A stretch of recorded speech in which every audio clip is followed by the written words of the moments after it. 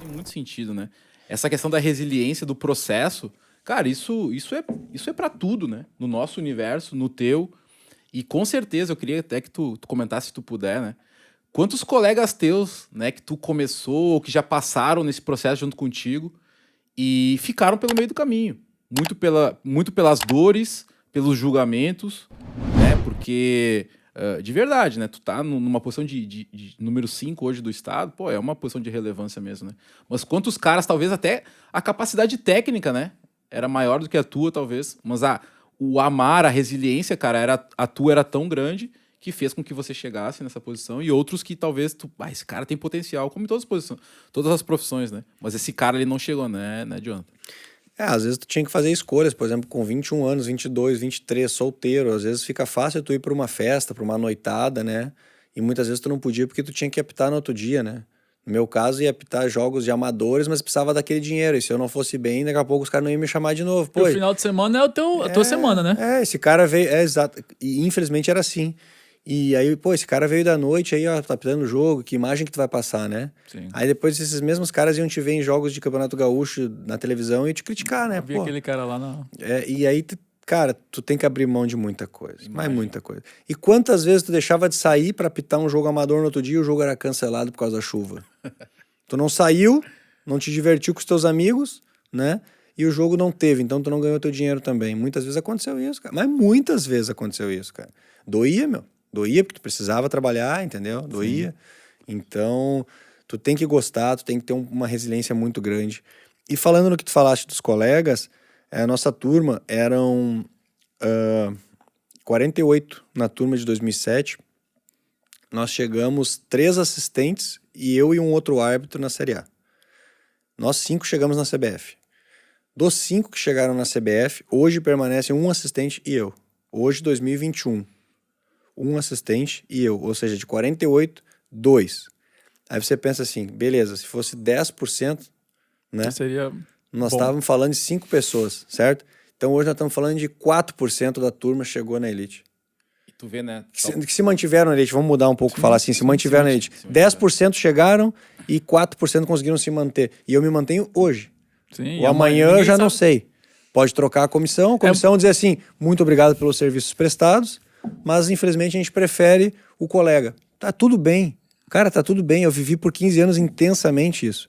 Vivo intensamente, quero servir por mais 20, se Deus me permitir, e tiver saúde, tiver força física e poder crescer mais. Mas amanhã pode pintar uma coisa diferente na minha vida. Pode pintar uma oportunidade de trabalho, né? Estamos falando dos Estados Unidos, estamos falando de Canadá. Quem te garante que qualquer um de nós amanhã pode não receber uma proposta para ir para algum lugar trabalhar? E assim é a vida. Acho que no momento que tu tá ali, eu posso dizer assim, eu falo pro pessoal, né? Eu não sou árbitro, eu estou árbitro. Perfeito. Né? Eu não sou o diretor da empresa tal, eu estou o diretor da empresa tal. Né? Então, assim, acho que a pessoa tem que coordenar a vida dela assim.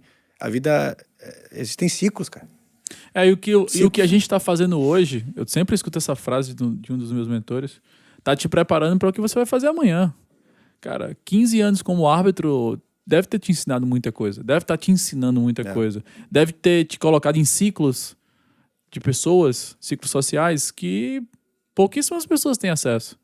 Deve ter te apresentado gente que pouquíssimas pessoas têm acesso. E você chegou para ser árbitro devido a alguém que te indicou, alguém que te comentou, né? Então, assim, a gente tem que estar muito atento, Jonathan e Márcio, para as oportunidades que aparecem nas nossas vidas e para entender se aquela oportunidade serve pra gente. Como você falou, cara, eu sou árbitro hoje porque eu amo futebol, eu amo o que eu faço. E aí eu fiz disso uma profissão, né? Uma renda, um caminho. E pensando assim, Jonathan, você já enxerga fazendo outra coisa depois aí de se aposentar como árbitro? Porque uma hora que você vai ter que se aposentar, tem que ter um físico muito bom para ser tão bom quanto um jogador. Você falou para mim que o árbitro corre quantos quilômetros por jogo? Bota 11 uma média, hein? 11 quilômetros por jogo, cara.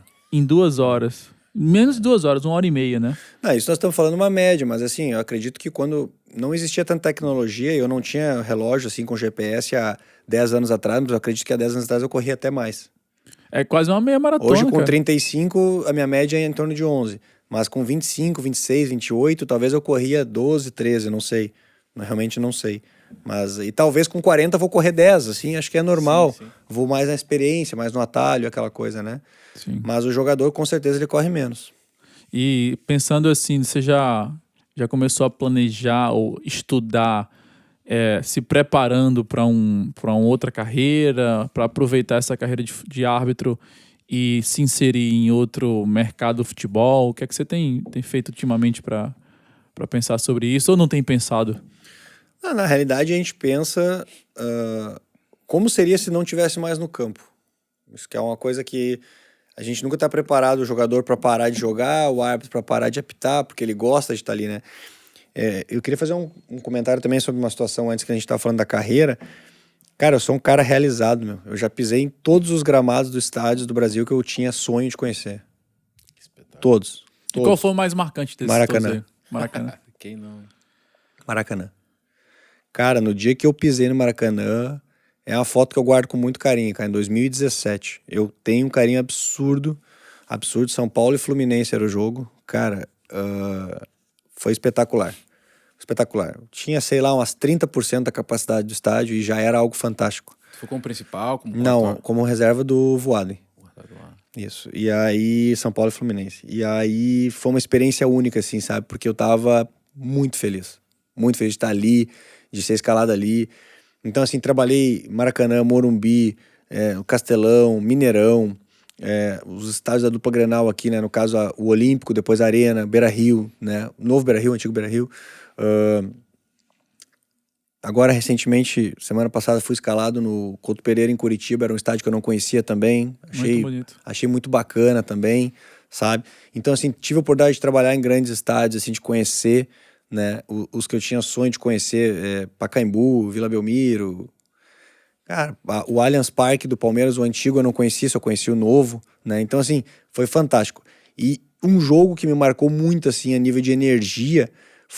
Isso foi em 2017, essa estreia no Maracanã. Foi em 2019, Flamengo e Corinthians, tinha 70 mil pessoas, cara. Só isso. Só Flamengo e Corinthians, Matheus. E o Voaden também no apito, e eu de quarto árbitro também. Era um jogo Maraca? Era oitavas de final da Copa Brasil.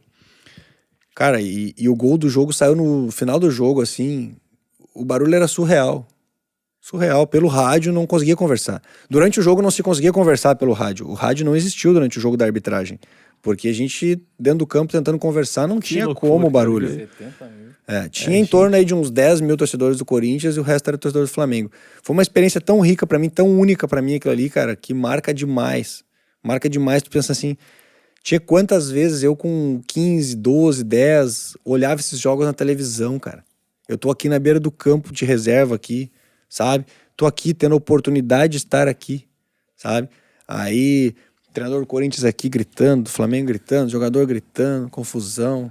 É o que o cara gosta, entendeu, cara? O cara gosta, cara. Então, assim, é o que eu te digo, nunca vai colocar o dinheiro na frente disso, cara. Não tem como tu pensar na grana só, cara. A grana é muito boa, tu pode trabalhando bastante, tu vai crescendo, tu vai ganhando teu dinheirinho. Só que se tu botar o dinheiro na frente, seja o árbitro, seja o jovem atleta, seja qualquer um, se o cara botar o dinheiro na frente, uma hora a conta vai chegar. Uma hora essa carreira dele... eu não sei, acho que o universo vai atrapalhar ele, ó.